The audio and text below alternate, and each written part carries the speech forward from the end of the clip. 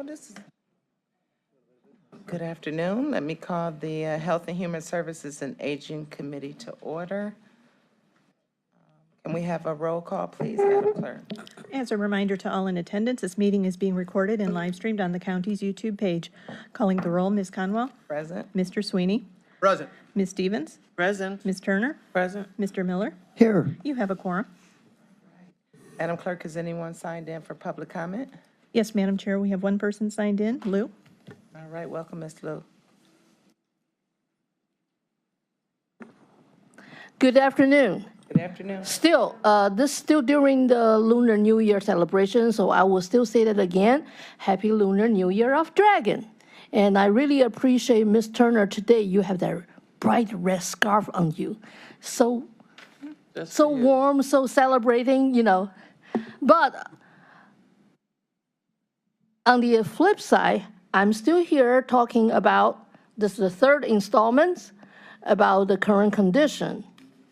Sure, lots of the words I would have used will go against the Lunar New Year tradition because those are not positive words.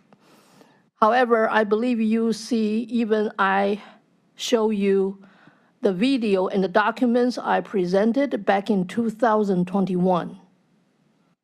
So you can understand, for the newer council members, you can understand these problems I have been addressed in the recent 2 years you have heard and seen, they are not new. But unlike a very celebrating festival traditions, is this some kind of tradition we want to keep? Keeping our shelter unsanitary, unhealthy? Keeping our services not delivered to what county government truly intend to? I don't think that's the case. So from the documents and the videos, if you have the time to go through that, then you can tell my suggestion last year, even the year before, when I said with ARPA funds, we should have, take these two buildings apart, 2100 Lakeside Avenue and the 2227 Payne Avenue, we should have taken these two buildings complete down and rebuilt. It's actually a better solution. Because when you have a newly designed buildings, when you have a good reputable company like Drake Construction, it's a little bit better guaranteed that you will have a better result. Newer building definitely has to fit the current codes. And also, the design will be made for the purpose of the building. It's really not good to just take some old buildings to repurpose it halfway. And also, we know for the condition at that time, we know some of the money did not even properly utilized into the construction itself.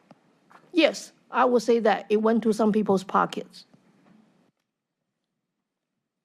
So to improve the way we deliver service, to make sure we spend every taxpayer's dollars wisely, I think county council members should have started the new narratives to let the county administration know doing the things the old way will only repeat the same wrongdoings in the past.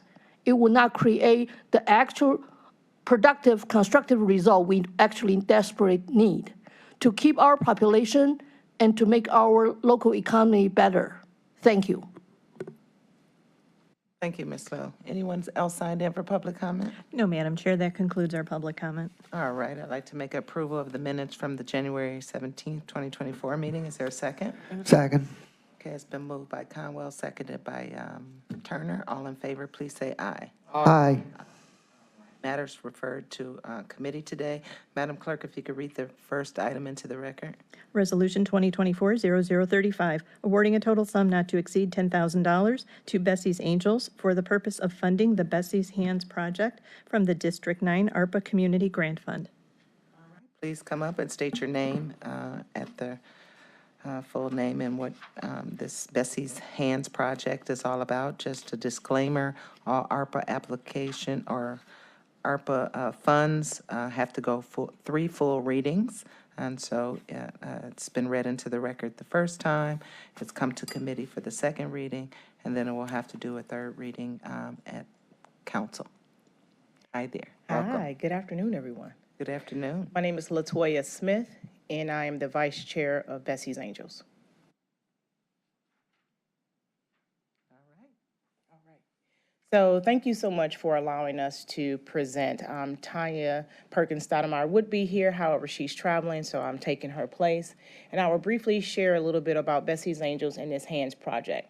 We are an 11-year-old nonprofit organization that focus on the development of nurturing, educating, and empower those young ladies, 16 of 24, that have been touched by foster care.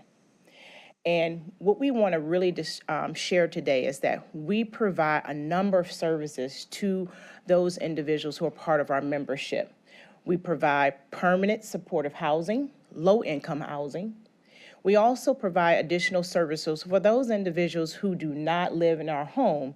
They still have the opportunity to use our services. For an example, we have a laundry room where we allow them to, free of charge, come on an appointment basis to wash clothes. We also have a mobile food pantry. So we want to make sure that those young ladies are getting the proper nourishment. So when they do not have the funds to pay for food, they have the ability to come to our pantry to shop. And then we have Bessie's Closet. So we have a number of our members who are seeking employment, and they may need professional wear for those interviews, so we provide them those services.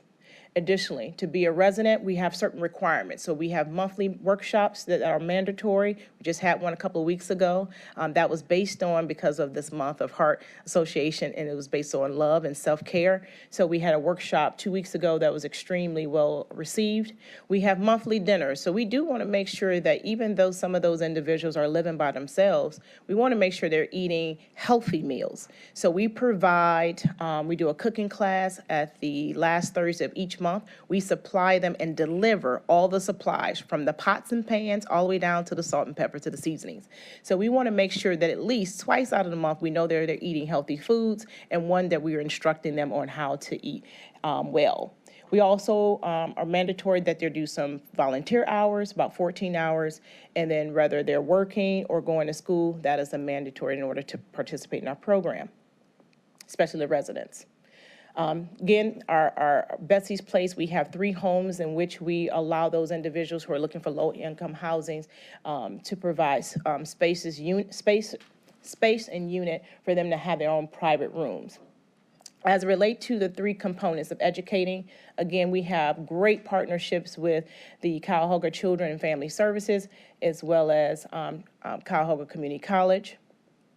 As it relates to the nurturing portion, again, we help those individuals by meeting them where they are. So no matter what they stand in need of, we want to make sure we provide those resources. So that's just an example of some of the things that we help them with, which may be common to us, but some of those things is what those individuals need.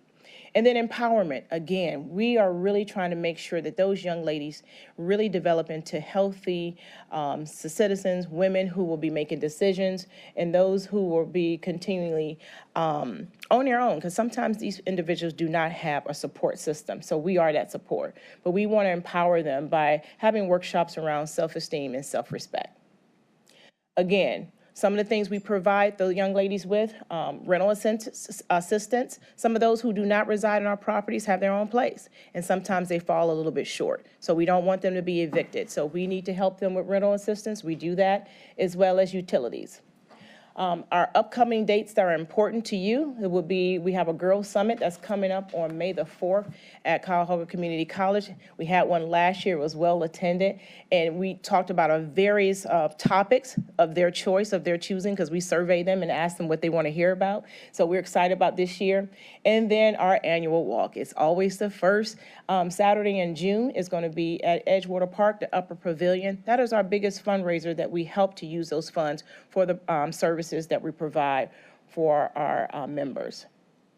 So with that being said, I want to wrap up and talk about Bessie's Chat. We always have opportunities for volunteers to participate with us, but we help them to learn about this population before they even touch our members.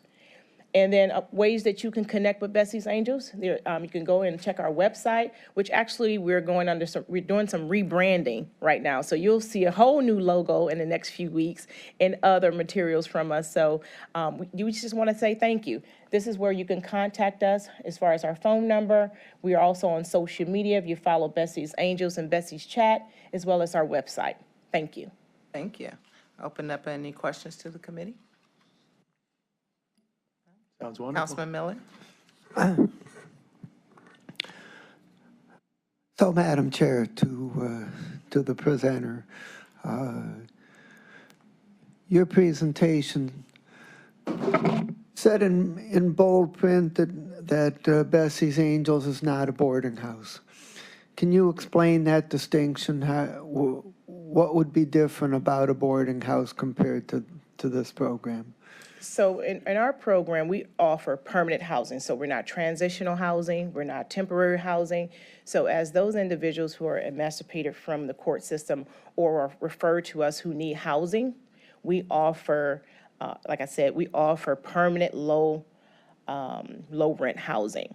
So we have 3 properties, one in East Cleveland, Cleveland Heights, and Garfield Heights. Well, Garfield Heights will be opening up in the next few months. But those individuals who are looking for a clean place to stay with market rate rent, we can provide that. Those individuals who come into our program, if for some reason they're residing in our home and they're unable to pay, we help them out. So again, it's for us to really help those individuals who've been impacted or maybe also homeless to have a good place, clean place to stay with affordable rent, but we're able to help them and meet their needs. And what is the total capacity, including the new units in Garfield Heights? A total of 7. 7, okay. Bessie's Hand sounds like a place me and Levine visited. I'm not sure. I believe so. Yes, yes. Yes. You weren't there. And we but, yeah, appreciate it. Thank you. We did visit there. So my question would be, how is it funded? So it's funded by, again, our major fundraiser, which would be our walk that we have every single year. And of course, we have our executive director that's always looking for grant opportunities for us to be able to build capacity, as well as we have 100% board participation that also contributes as well. Any other questions from colleagues? Just a comment, Yes. Madam Chair. Their founding angel is someone that I've known for years, and her commitment to the community and this organization's commitment to help people who kind of fall between the cracks of our organization and society in general as they struggle to become adults is incredibly important. Just as our mission with children is important, children who have been in foster care and are becoming adults need additional support that the federal and state government hasn't been willing to give them. So thank you to my colleague to my right, who consistently find ways to help folks who need just a little bit extra. And one of the things that I saw in your schedule was the walk in June. I encourage everyone who is within listening or visual range, as well as my colleagues, to take the time to either send them something or to go and participate with a little something in cash, because there seems to be more room for the cracks to separate and let more people slip through than there is room to bring them into stable footing and to a better lifestyle. So let's help push these cracks closed and help more young people become strong and stable adults, especially as they become parents themselves. Thank you for coming in and talking to us today. No, thank you for advocating, all of you for advocating for us and supporting us all these years. Through the chair, if I may. Just wanted to share really quickly that back in December 10th, I was invited to speak at a church by First Lady, Dr. Michelle Clark. And the theme was Women Inspiring the World. And I was like, you sure you want me to speak? but she did. And Miss Tanya Stoudemire Perkins was one of the honorees. And as I, thought about what I was going to talk about, I know that they had a young man who was in custody there who was having a bad day, and he wanted to come to church. And so they had kind of brought him up, and all the men in the church stood up, and it's kind of prayed over him. And as I heard from, each nominee why they were being nominated for the work that they was doing, when Miss Tanya told her story, I mean, I had heard about Bessie's Angels for some years, and my spirit was convicted at that moment to offer some support, financial support, to, as you stated, help build capacity. So I want to thank you for your leadership. You've been fighting this fight ever since I've known you. And please give our best to Ms. Tanya. So we look forward to seeing what you do, and we will continue this dialogue about how we can support the work for the most vulnerable in our community. Thank you. Appreciate it. Thank you. And just one quick story. Last week when we had our workshop, we brought back some of our current participants and some from the past who have graduated. And a young lady who's a little bit on the spectrum, she just recently got her own place or what have you. She didn't have much of anything, and she came in down. But when she left the workshop, not only did she go with full arms full of things, but she left out with a smile. And she said, thank you. Thank you for still caring about me. So the reason why I still serve on this board is because of that, and we have a lot of work to do. So again, thank you all for listening. Thank you. This, as I stated, this will have to go 3 readings, and I believe Tuesday, March 12th will be when it'll go on for 3rd reading. So I'd like to make a motion to move 0035 to the full council under 2nd reading. Is there a second? Second. It has been moved and seconded. All in favor, please say aye. Aye. Thank you very much. Madam Clerk, if you could read the next item into the record, please. Resolution 2024-0074, authorizing an amendment to a contract with AmeriCab Transportation Incorporated for non-emergency transportation services for ambulatory Medicaid-eligible individuals in Cuyahoga County for the period March 1st, 2021 through February 29th, 2024, to extend the time period to February 28th, 2025, and for additional funds in the amount not to exceed $4 million. Thank you. Good afternoon, David Merriman, Director of Health and Human Services. In a second, I'll be joined by Marcos Cortez from the Division of Contract Administration and Performance, but I think we're bringing before you today this AmeriCab Transportation Incorporated contract. Many of you have seen this contract for many years, as it's a reoccurring program and service. I want to just continue to support AmeriCab as the vendor that has won this contract, and recognize that this $4 million comes to us and passes through us and enables us to do a critical service. Before I bring Marcos up, I do want to add my voice to the support for Bessie's Angels. Simply in recognizing, I think, this question of scale and seven rooms, several houses. I actually think that's really important, because I don't think we will ultimately have the big successes in the short term that are necessary for us to address housing. We need a lot of small wins, and I don't think 7 rooms is small for the 7 people that get it. I think it's actually really big. And so I want to applaud them for their continued work and know they are very significant partners of DCFS. So I'm going to bring Marcos up to talk about AmeriCab.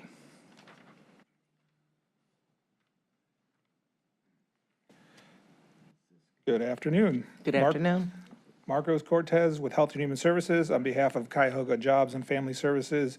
Again, AmeriCab Transportation provides non-emergency transportation services to ensure that Medicaid-eligible residents are able to receive regular and appropriate medical treatments in order to improve or maintain their current level of health, achieve longer life expectancy, and experience an improved quality of life. Specifically, the project provides medical transportation up to 600 clients and up to 20,000 trips on a monthly basis to and from scheduled treatment appointments. Originally, this service was procured off an RFP. We are exercising our 2nd-year option to extend this contract by an additional year and adding the additional funding. So we plan on issuing an RFP probably early 3rd quarter of this year for services to begin again in early 2025. We do have Rick Holford from Americab and Paul Jarvis from the department, JFS, who can potentially answer any questions that you might have. All right, I'll open that up to my colleagues. Any questions? Councilman Sweeney? Thank you, Madam Chairwoman. I just have a familiarity with Americab. They were in my ward for a very long time. They're on 137th. There's a great operation and local Cleveland, so I just can't say enough good things about them. And I threw the chair. Last time they were here, wasn't there a little issue about the pickup drop-off and Yeah, there were some, I believe, some issues, but the vendor has been very. but it worked out. Yeah, I'm just saying, I'm just Yeah, they're showing. great partners in trying to resolve any issues that we do have. Yeah, because it did come up, it's open the door, have them come out. But what I got out of it through the chair is they worked with us to make sure it's functioning the way we want it to. So it's just a shout out on how wonderful partner they are. So thank you. And the next RFP is due when? So this contract goes through next February of 2025, so our anticipation is to have everything, completed before then. So we'll probably, like I said, probably the end of the third, or the beginning of the third quarter of 2024, we'll release it. That'll give us enough time to post it, review any proposals, make recommendations, and make the award. And this was the sole vendor, correct, in this? For this specific, Yeah. yes. Okay. Any other questions? Hearing none, seeing anything else you'd like to add in regards to this? Any changes or anything other than the extension in the time period? There are no current changes to the contract as it was originally written, just the extension and the time. But we do ask if we could pass this on second reading suspension. All right. All right, can I have a motion for second reading suspension? So moved? Second. It's been moved by Sweeney, seconded by Miller. All in favor, Aye. please say aye. Aye. Thank you. I didn't eat lunch, so flavored food. That's funny. All right, we have presentations, I do believe. And just wanted to add a quick note that for any committee members on HHS, we do have a schedule of presentations for the remaining of the year. If you have any ARPA applications, presentations that you would like to report back out on how it went, please let me or Levine know, and we can add them, or Sharon. We can add those to the calendar if that's your wish, the HHS. So get ready for presentations every committee. Just wanted to let you know that. So I'd like to invite who's coming to speak about the 211 phone line program, United Way.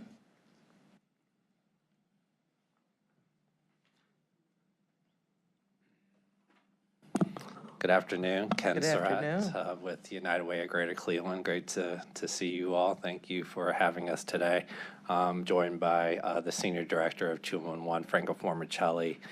We just wanted to come here and provide another reminder that this service is out there and how it benefits you. Hopefully, you all have received some of the data for the zip codes that are within each one of your districts and find that informative. But we just wanted to go through, remind you what 211 does, share some of the new services that we've been providing here locally as well. And with that, I'm going to turn it over to Franco.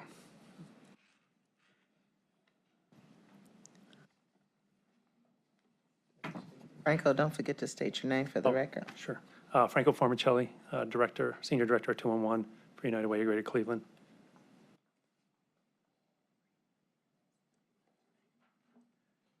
Okay, again, just a brief overview of what I'll be covering today, myself and Ken.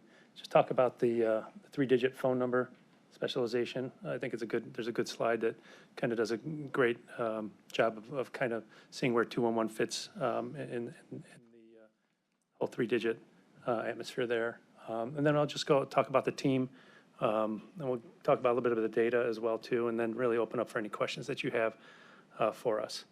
So this is the slide I was talking about. So this kind of gives you a good picture of if you think about the three-digit phone numbers that are out there. Obviously 988, for the suicide hotline, mental health and addiction services.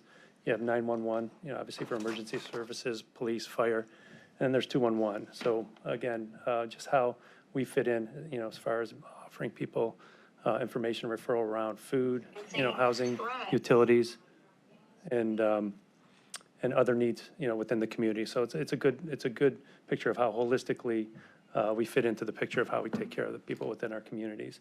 And then also listed there is 311. So 311 is the municipal services line for the city of Cleveland, and actually 211, we handle that after hours, weekends, and holidays. So we're actually part of that process as well. So when we talk about 211, just a general overview, we're free, confidential, it's anonymous. We're here 24/7, 365, so we're here every day, all day, for everybody, all the constituents within Cuyahoga County. We've been manning the line since the year 2000, so we've been out there almost 23 years providing this service for Cuyahoga County residents. Last year, we talked to about 100,000 people within Cuyahoga County.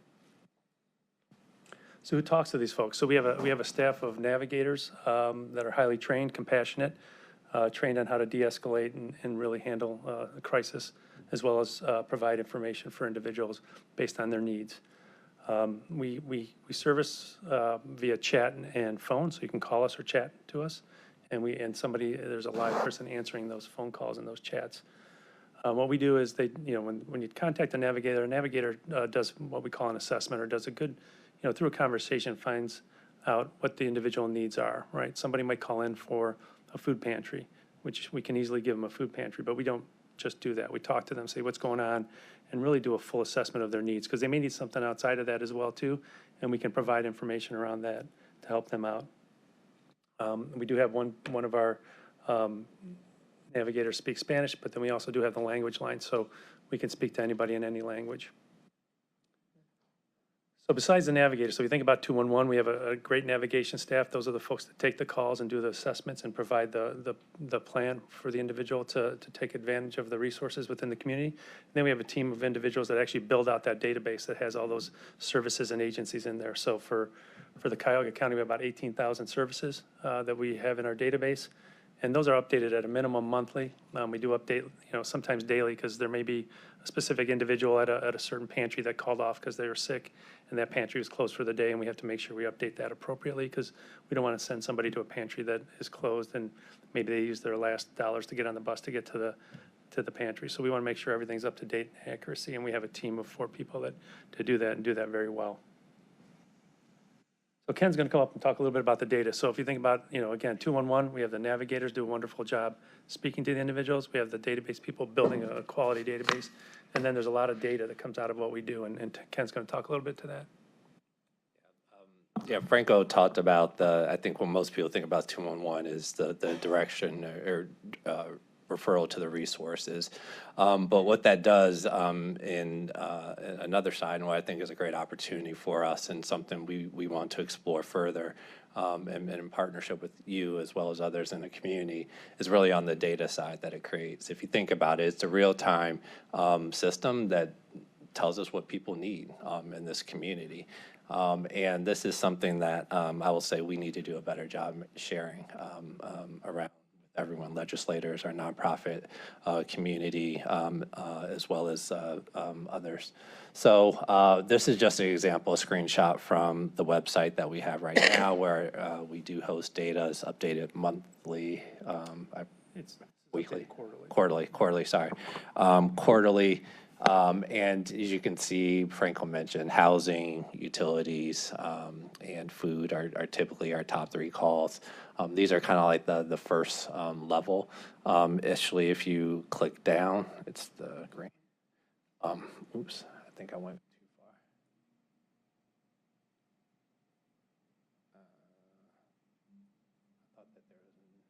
Oh, it was this one that I wanted to get to. But if you can actually drill down on that website, and as you can see, this is the housing, drill down, rent payments, emergency shelter, and you can see the other categories that exist if you want a little more flavor, a little more context on what those calls are for.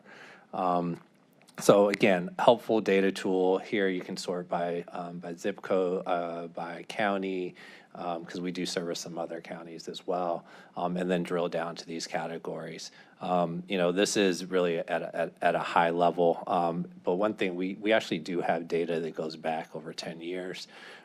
This graph is a little busy, a little small, so it may be a little hard to read, but it starts in January of 2020, and we're looking at the top 3 needs that I mentioned: housing, utilities, and food. And I bet you could guess by which bar when the pandemic started, right? So it's the one that jumps up. You could probably tell from the drop when stimulus checks came out. And so what we're seeing now is that we can really start seeing patterns of when policy things hit, when emergencies things hit in the community. We can actually start seeing some of these patterns. What we love to do and what we're investing more capability in is ability to be some more predictive. Also have this play with other data sets as well, so that we can be even more informative. Just at a high level, just wanted to kind of show you the data and like and how powerful it is if you're starting to look at it in these trends over time, and what it could tell you as legislators, but also a lot of our nonprofit partners as well. So I will turn it back over to Franco. So again, just talking about a few specialized services within 211. So besides, covering Cuyahoga County and the 4 other counties we cover, there's some specialized services we provide. So this one specific to Cuyahoga County is our MedRefer program. So this helps individuals navigate prescription drug costs. And this is what I like about this number, the 1.15 million in prescription drug savings. That is true out-of-pocket savings for individuals. So, when we talk to them, we either get them to the pharmacist, the preferred pharmacist. We can get them, vouchers and coupons on discount drugs. So truly, in 2023, we save $1.1 million put back in the pockets of individuals within the county. So this is a recent partnership that we came together with Frontline Services around coordinated intake. So there was some funding available, so we put together a pilot to work with them. Feedback from Frontline is they get a lot of calls from individuals that are not truly homeless that are available for intake right away. So what we've done here is we've taken the phone number that you would normally call for coordinated intake, and we've ported that over to our phone system, and now we're the front door for this. So if somebody calls in looking for Frontline for intake, we actually do a screening for them. And we screen to make sure the individual is truly homeless and that they should be talking to somebody over at Frontline. And then if that is the case, we send it over to Frontline. They do the intake and move forward there. So just in the 2 months that we've been doing the pilot, we've saved them, from talking to over 2,000 people that they would normally talk to. So, I think we looked at January's number from 23 versus 24, and again, there's over 2,000 fewer calls that they had to take. So they're able to focus more on the intake, on the individuals that they would speak to. And it also is a good partnership because what they would do in the past is if the person's not eligible for intake, they'd refer them to 211 for some housing navigation. So we can possibly help them with rental assistance. Maybe they even need some legal help. So we get them over, some resources around legal. So again, just a good example of a good partnership where between the 2 agencies, it just made sense and making the process just really efficient. And then piggyback on that, we're doing the same, something very similar for Cuyahoga County on the utility assistance. So we partner with CHN and Step Forward, very similar. So the calls that come in to CHN and Step Forward are sent over to 211. We take those calls. We through our automated phone system, we're able to parse them out to people that are in crisis. So somebody who's going to be shut off today or within 24 hours, considered a crisis call. So we get those people prioritized and we talk to them. And then there's some additional options for screening and just general questions.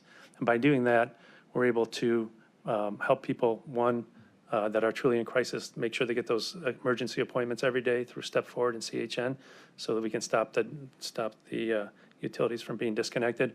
And then also just screening people, making sure they're eligible, and if they are, hopefully getting them over to the automated system to certify that way versus having to make an appointment, because you really don't need to make an appointment every time for that assistance. So again, just really driving efficiencies through our partnership, and the feedback, from the state on the progress so far has been nothing but positive. I mean, I think there were 0 complaints at the state level, and actually inventories are low, meaning that, Step Forward and CHN are able to focus on the application piece, and we take the phone calls from them. So that's working out really well.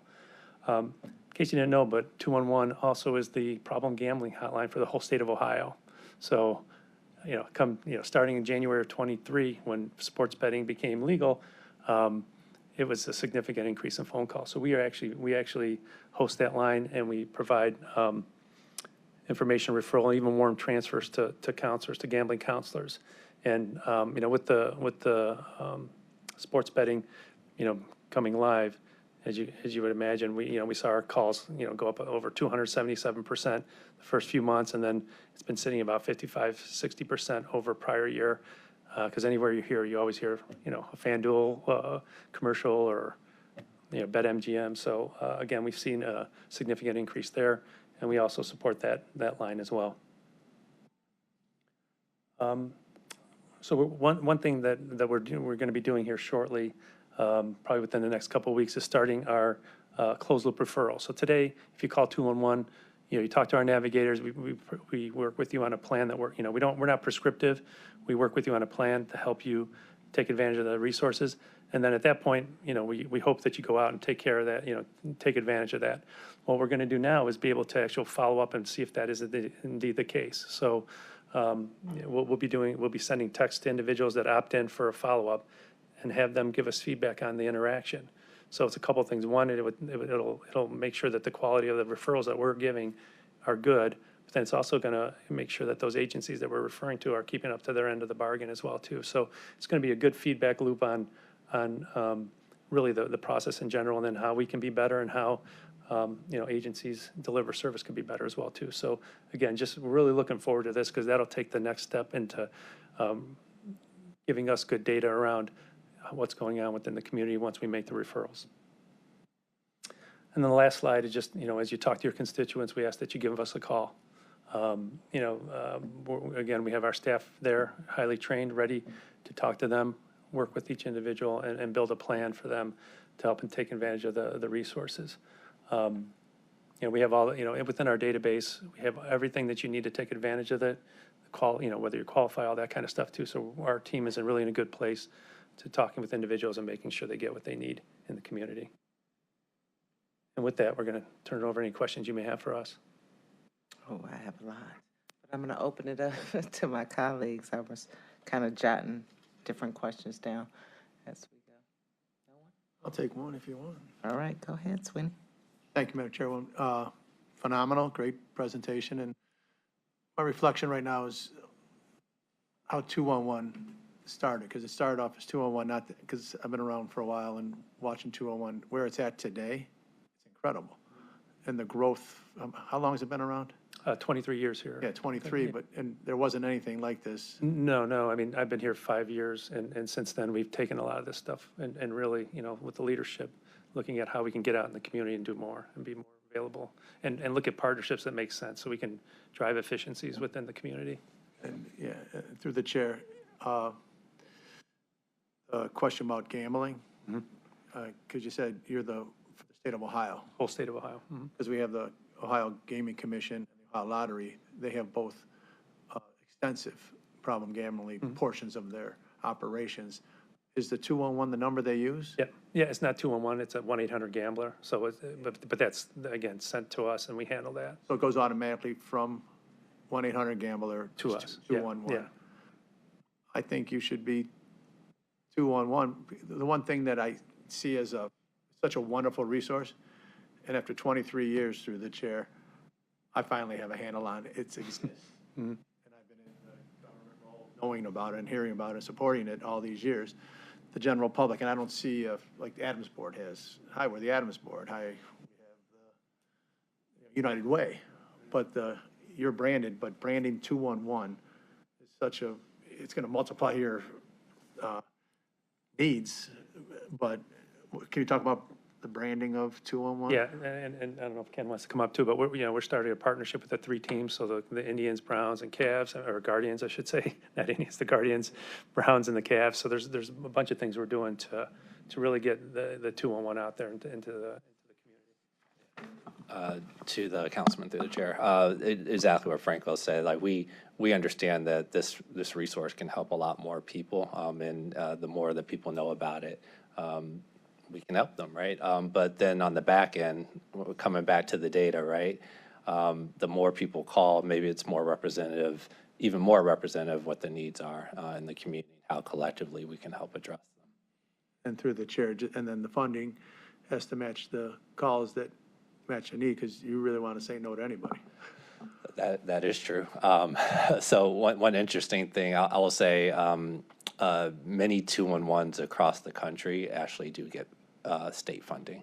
That is something that we've been actively working with the other 211s. There's 14 across the state, collectively trying to crack that nut at the state level, because we feel we already provide a lot of service to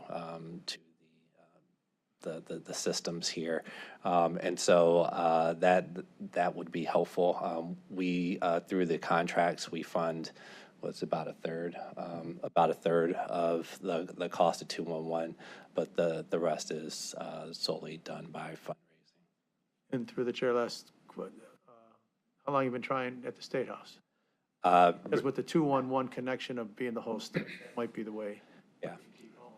To the councilman through the chair, it's been about 2 years now. We tried first in the last operating budget, and were unsuccessful in doing that.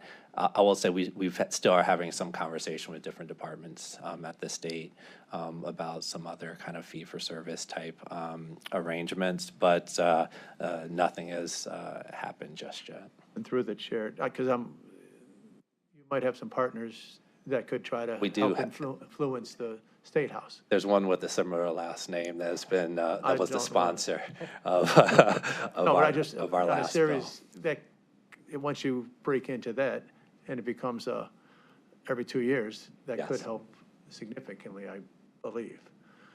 Absolutely. We feel that, how Franco described the efficiencies that we created just in kind of how utility service is provided. There are other opportunities, I think, through various systems that we could help be that intermediary to create some more efficiencies and truly justify the funding. And through the chair, don't be shy to ask all your partners in your sphere to help advocate for you at the State House. That's what I'm trying to get at. Thank you, Madam Chairwoman. Thank you. I just wanted to ask a question, and the other day you talked about 211. Were the phone lines interrupted in any way? We were having issues here, so I didn't know if the 211, To the chair, yeah, there was a issue on the county side of getting those calls over to us, and we worked with Richard, and it's been fixed from my understanding, so we're good right now. very good. Wanted to know that. The language line that you mentioned can speak to anyone. That's a good point. Have you connected with Simeon Best and the Welcome Center that we just opened up for people coming to our country? And we've opened up a Welcome Center here at the county, and so that seems like they need to know that information. I know they're not watching my committee. I wish they were, but just make sure. Yes, to the chair, not yet. It is definitely on our radar to do that.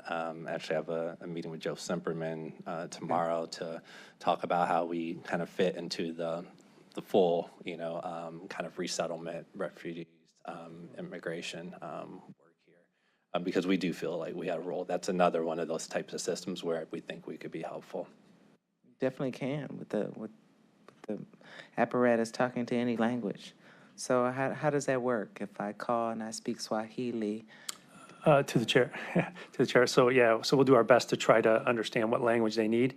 And then it's just a connection to a translator. And then it's like a three-way call. So we'll work through the translator and work with the individual who's on the other line. Thank you. My third question was, how do we use, okay, on your data sheet, so how do we use this data, or how are you currently using the data to connect to the various community partners? So you had like a housing statistic, you know, things of that nature. So how are you connecting, like, take the housing percentage, for example, directly to the community partners that deal with? Sure, to the chair. The utility assistance was that's exactly how that happened. We, through our navigators, people would call, they might have share their experiences trying to get through, or the scheduling.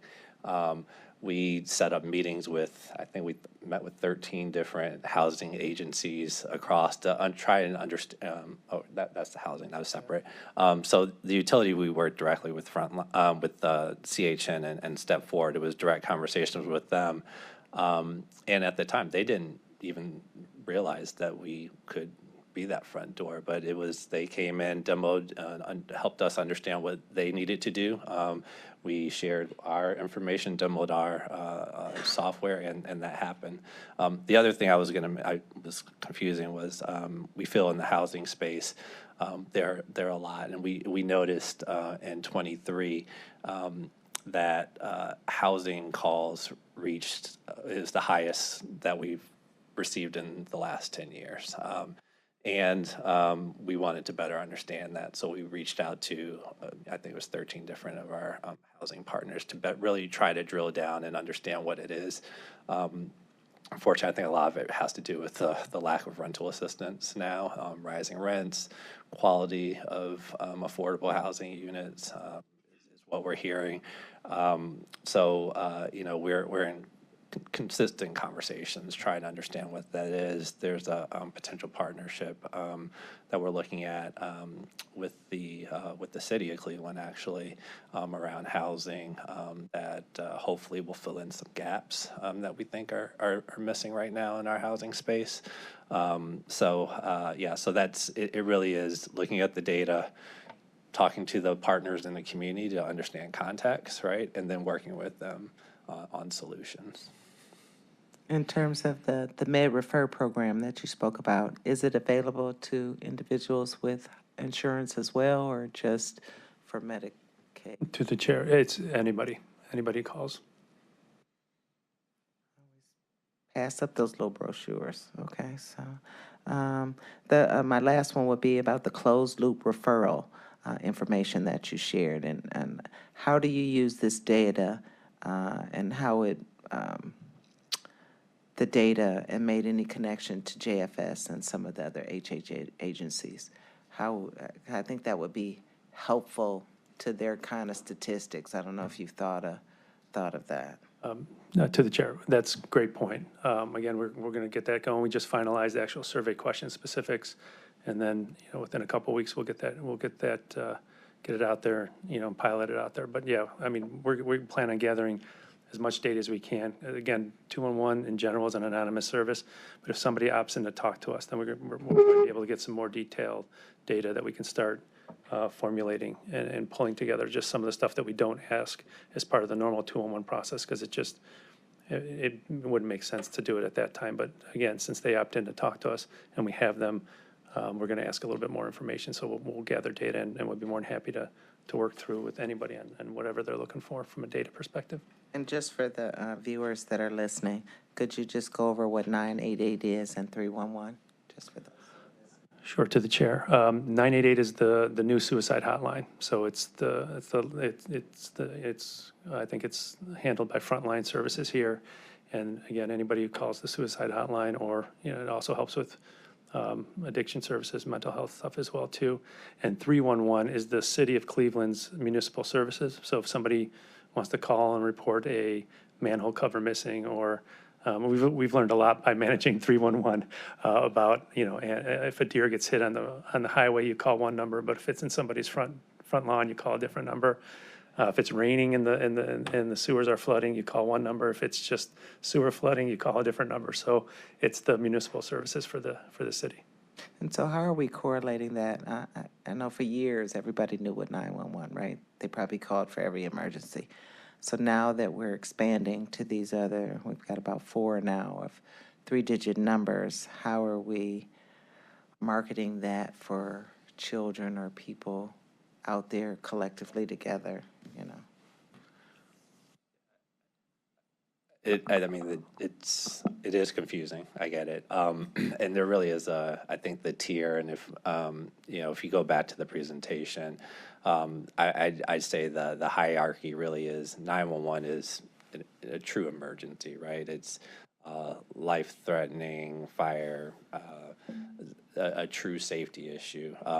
988 is a little more tailored to to an individual and their mental and behavioral health. And then realistically, you could start with 211 with anything else. Even before we did the after hours, weekends, holidays for 311, we were already making referrals to municipal services. That's why it was actually a pretty easy transition for us in order to do that. But again, to those listening, emergency, life-threatening, always start with 911. Mental behavioral health, 988, and pretty much anything else, feel free to call 211. Thank you. Any other questions or comments? Councilman Miller? Madam Chair, Mr. Surratt, my question is about the Adams Board pilot on care response. And my question is what role, if any, will 211 have in that program, and how will it be integrated with emergency dispatch and coordinated with public safety programs? So one of to the councilman through the chair, one of the things that we constantly do at 211 is update our database with any new or emerging resource that's out there. And I will tell you, Frank and I are looking at each other, and we're not as familiar with this. It may be something that our resource team has directly, so we can go back and make sure that, one, we understand what it is in the resource, and then get back to you with how we participate. Okay, thank you. Any What was that question? What was Councilman Miller's question? Councilman Miller's question, I believe. What was this Sorry. I believe it's an Adams Board care response. And how it's, how would they play a role and once that's put into place? I want to ask. No, the you're same probably gonna have question. some role. Okay. I have one question. Yes, ma'am. With the passage of House Bill 2, I was wondering what your thoughts were. Do you expect to see any increase in calls due to marijuana legalization? And if you have a plan?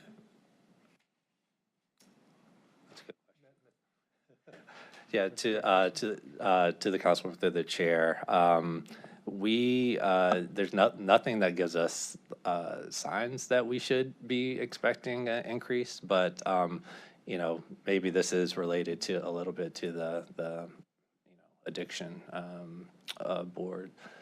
So it's something that we'll make sure is on our radar now to pay attention to see if we see any. Again, the beautiful thing of the data, we can go back and look and see if we are getting any calls related to that. Okay, thank you. Any other questions or comments? All right, hearing none, we thank you very much. I've been anticipating this. Heard that you guys gave this information over to the administration, and we were looking forward to hearing it. So thank you very much. Please keep us updated on as you progress with your connections with the community partners. I think data always shows us something, even if we don't know exactly why we're implementing the data. Something always comes up, like maybe the marijuana or something else that we haven't really focus that would show. So that is very important, and we thank you for coming out. Anything else you'd like to share with us today? Thank you for having us to give us the time. Thank you. Thank you both. Thank you, Councilman. All right, thank you. Sharon, can we invite the next presenter up? Our next presentation is from Youth Opportunities Unlimited on the overview and update of services and outreach efforts to increase the organization's ability to deliver services to the youth of Cuyahoga County. Thank you. Please state your names.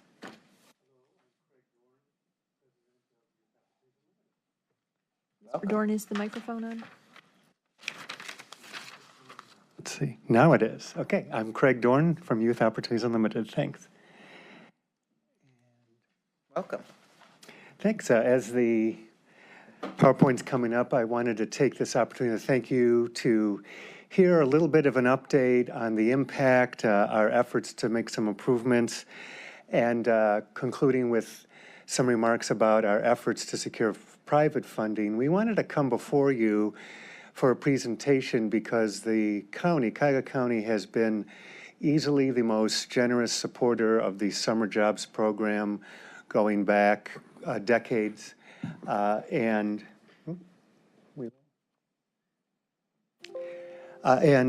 we wanted to just take an opportunity to share with you the impact of your investment and, again, some opportunities for further engagement, especially as summer, although the weather doesn't quite match, but summer has begun.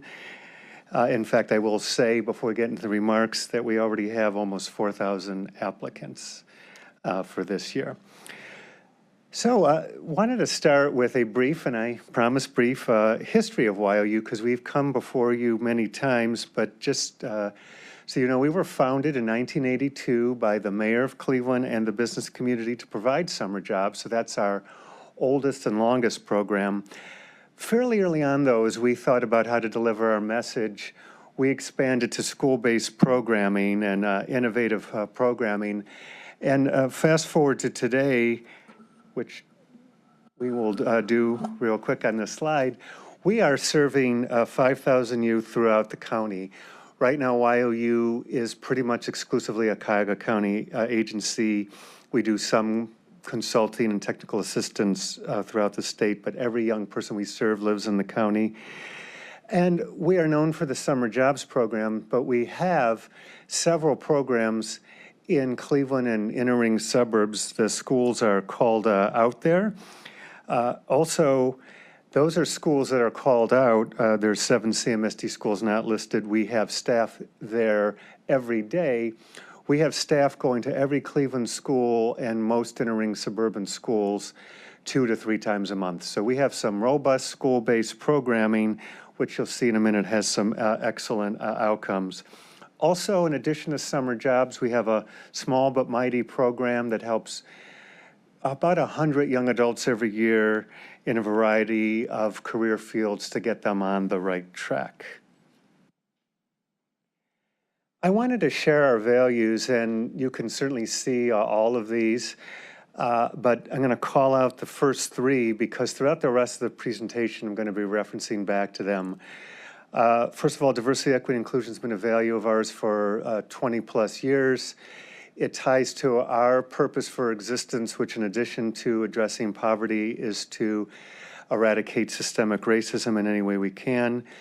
Excellence, continuous improvement is our way of saying we try to do better every day and learn from our mistakes and strive to really deliver excellence and do what we say we're going to do.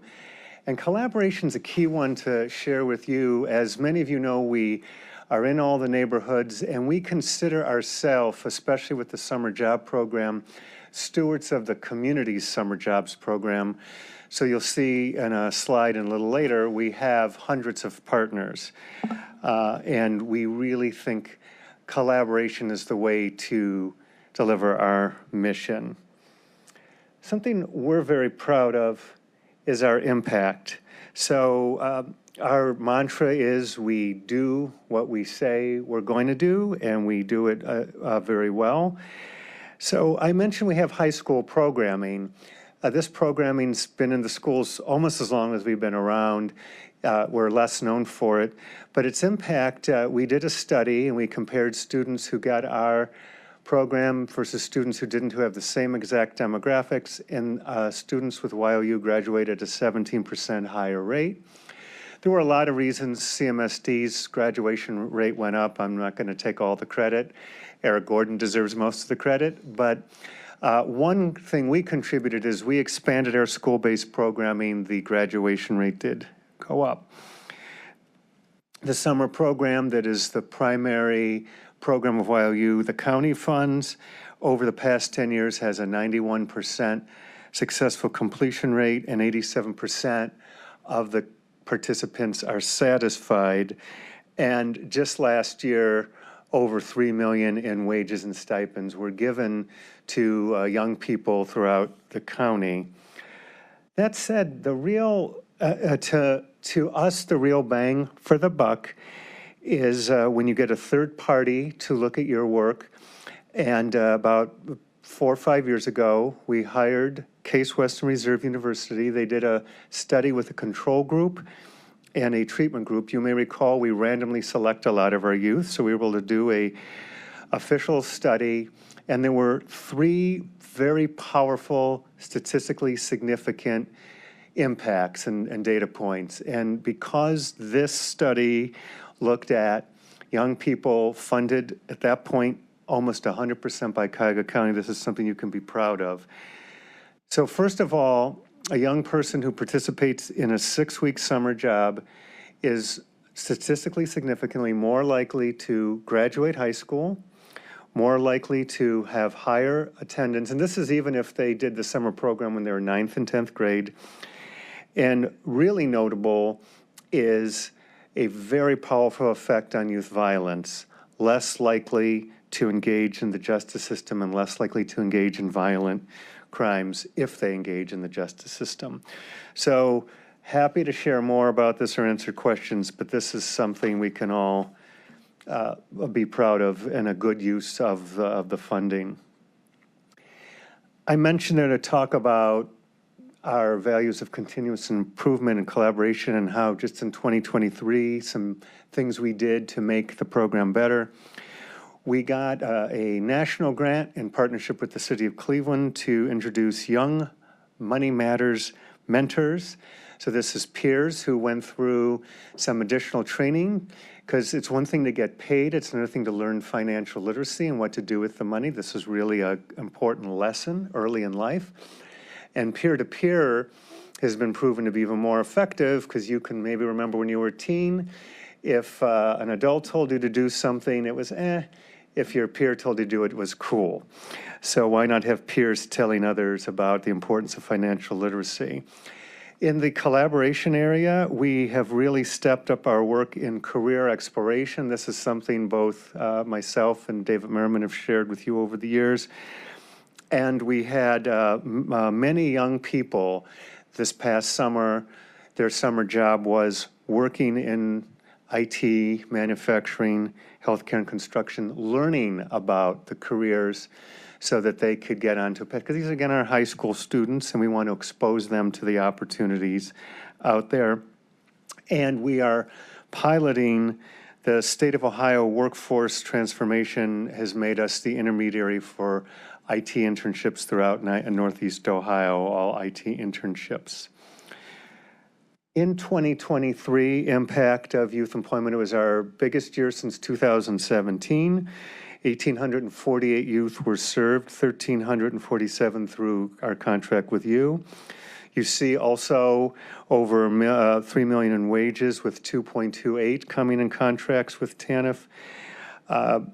And the other thing to really note here is, as I called out before, 332 work sites. And so I like to play a little bit of a parlor game. You name an organization in the community that works with teenagers. We have young people everywhere, from Boys and Girls Club to Fatima Center to Famicos to the rec centers. In the suburbs, we work with all the municipalities as well as private sector, which is a good lead into the next slide, which is where did the kids work, which of the career clusters, and you see they're spread across a lot, but there's really a big six: IT, business, hospitality, STEM, human service, and education account for the vast majority. And this gives you a sense, though, of the depth of the kind of, not just young people we work with, but with the employers. Another question that often comes up with public dollars is, where's the money going? This chart shows 89% of the dollars go directly to support the young people in a variety of ways.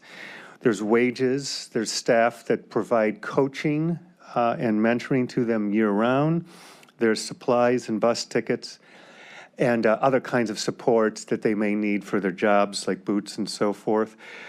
Thought it would be good to share with you, though, exactly, there's a detailed budget, of course, behind this, where the money goes. One thing I will call out, the staffing cost is including year-round resource support specialists. So if you sign up for a YU summer job, you don't just get the 6 weeks. Starting about 6 years ago when CCMEP came into being, we added, and we found it to be a very good thing to add, we stick with them a year to help them navigate their career and challenges they may have during the school year.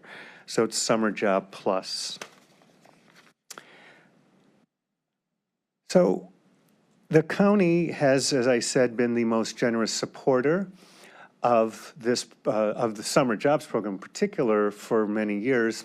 YOU itself is a public-private partnership, and we've been leaning into getting more private investment into the Summer Jobs Program through two strategies. The one obvious is ask more and more businesses, exclusively private sector companies, to pay the youth wages, which would expand the ability to serve more youth. The other is to ask folks who right now don't fund YOU, or those who fund YOU and are willing to give more, whether it be individuals, corporations, or foundations, to provide dollars to support the youth. And we began a campaign about 1.5 years ago to raise $5 million. We're at $3.4 million. The most important thing, though, is what impact did it have on us in the summer of '23 and going forward? Of course, we were able to serve more youth. One of the reasons we served more since 2017 is because of this campaign. We're able to be innovative and creative, and we're able to make sure everyone has a coach and a mentor year-round. I mentioned there's already about 4,000 applicants. That said, it's not too late to enroll, and as long as you apply by, I always use St. Patty's Day as the guidepost. Our application's open till May 1st, but we do start selection late March. Here are the steps to enrollment. Certainly feel free to share these in your community. The best thing to do, I love the 211 presentation, and just like there, the best thing to do is remember 211. The best thing here is go to the YOU website. If we were to put stats, the YOU website gets a lot more traffic now. When you go on, it just pops right up. Do you want to apply for a summer job? And there's some other timelines here. As always, if you have employers, businesses, community agencies in your community you would like to make sure we're working with, it'd be good to let us know by the end of this month, because we put our companies through the same screening we do youth, and we start matching youth as early as April 1. And that's it for the slideshow. One thing I do want to pass out, I'll give to the clerk to pass out to you. If you are not doing anything on March 6th, between it starts as early as 8:30 and goes to 1:30. You can come anytime, stay for lunch, come at 10:30. It's our annual Youth Career Olympics. So young people from our school-based programming participating in a very engaging and enlivening event. You should have gotten an email or two, and thank you, Councilman Miller has already responded. You should have gotten an email too about this, but love to invite you, and I'll pass this out to the clerk at the end to come if you are available. And with that, I would open it to any questions you might have. All right, I don't have one at the moment. Open it up. Councilman Sweeney. Thank you, Madam Chairwoman. Mr. President, welcome. Thank you. What jobs, I mean, way back when, it was painting fire hydrants or something. Yeah. What's the breadth of the jobs that are available? Yeah, so the breadth is so variant, the variety is so great. That's why that one chart shows it by industry sector. But to dig a little bit deeper, there's a lot of jobs still in municipalities, often in rec centers or in pools, or helping with cleanup and so forth. The fire hydrant program that you were part of at the beginning has evolved and is much more STEM-oriented, and the young people doing beach cleanup and analyzing in the lab.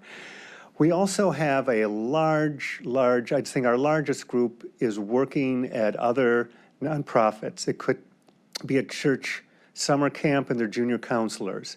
It could be, I mentioned Famicos or Bel Air Puritas. It could be doing something related to whatever they're doing in the summer, which is neighborhood beautification and so forth.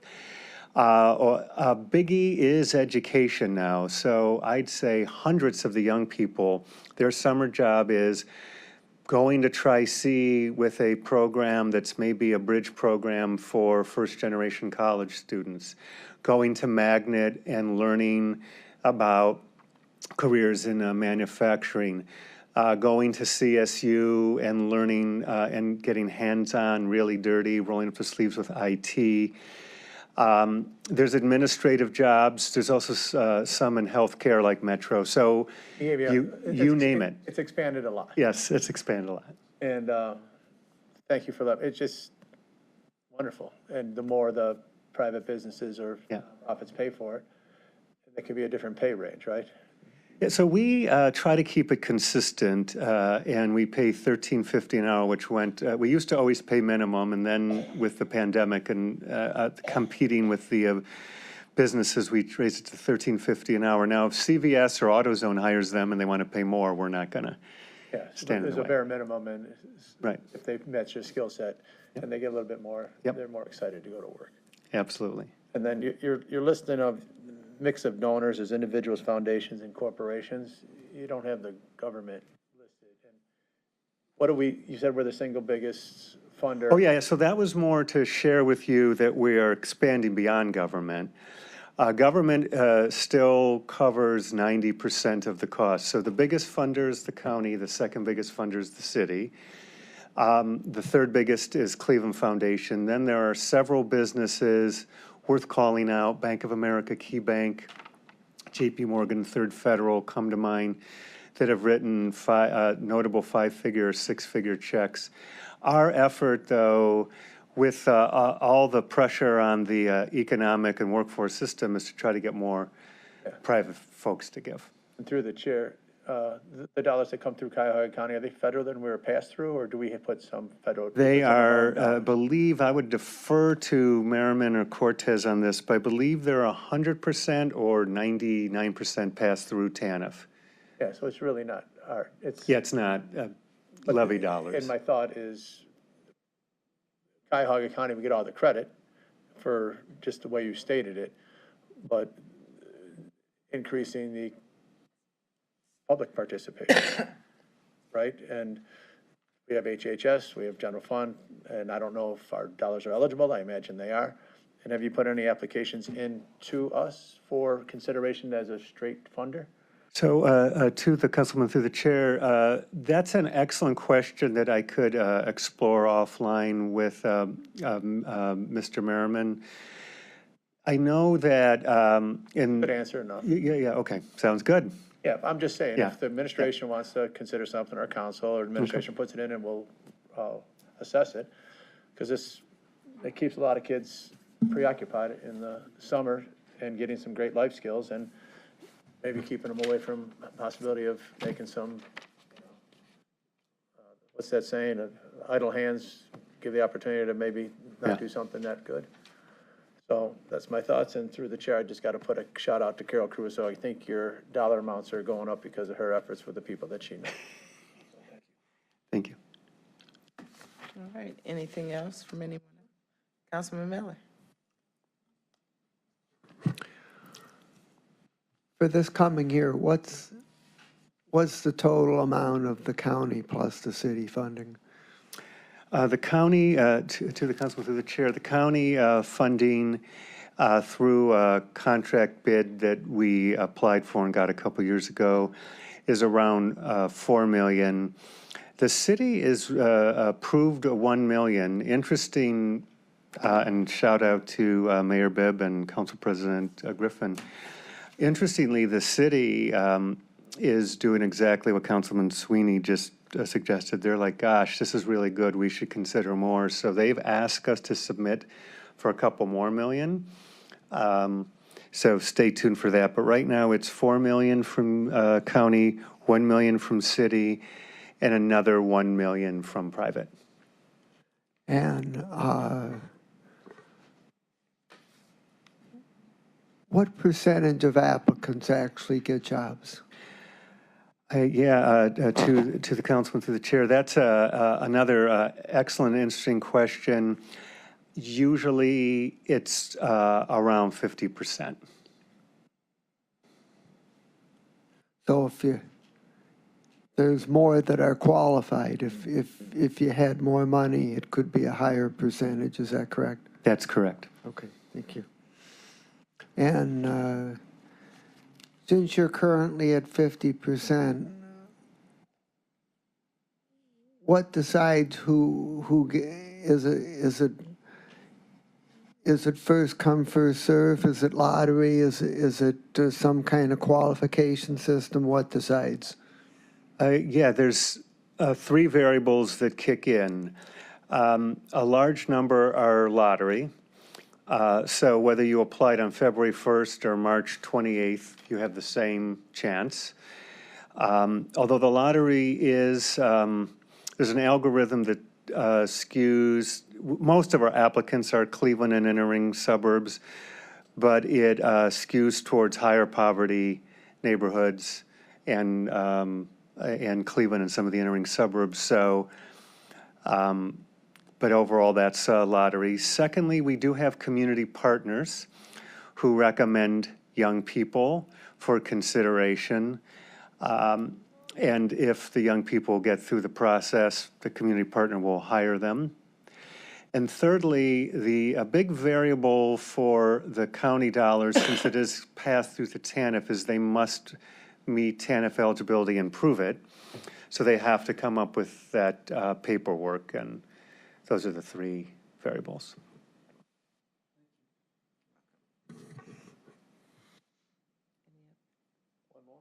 Yes, go ahead, Mr. Sweeney. Thank you, Madam Chairwoman. Just, I have the privilege of representing 4 wards in the city of Cleveland. Way back when, it was each council person got so many, and then that's still the case, because I don't want to duplicate it. And Yeah, so that is not the case in the city and was never the case in the county. yeah, I mean, I'm just going back, I'm just trying to understand. Good memory. If it was that way, if I asked, am I overdoing the city stuff, or?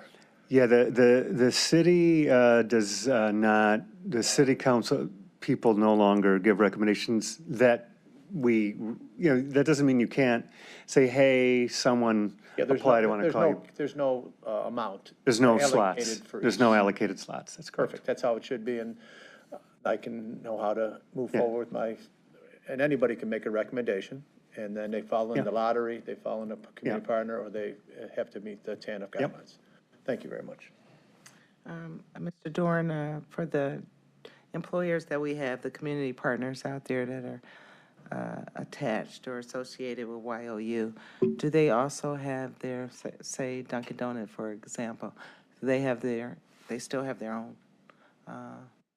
jobs available, right, that they offer? So if you have a segment of individuals that are TANF eligible, they're still hiring as well. They're not shutting that down during the summer process. So it depends on the community partner. All our community partners are nonprofits. So if Dunkin' Donuts were hiring, they don't get to Okay, pick. They might want to interview some kids, but community partners tend to be more neighborhood organizations like Famicos or Bel Puritas or organizations like that, Esperanza. And they will identify people. And what we do is families don't know this, but you guys could understand. If you go to an intake session, we always try everyone through TANF first, since that's the most dollars. But if they're not TANF eligible, we don't turn them away. Especially City of Cleveland, there's other money that could support them. So many people, almost no one knows which funding stream is funding them. So these community partners, if they recommend 10, we strive to get as close to 10 as possible. If we don't, sometimes the community partner has other ways to get those young people to work, and sometimes the young person can't work.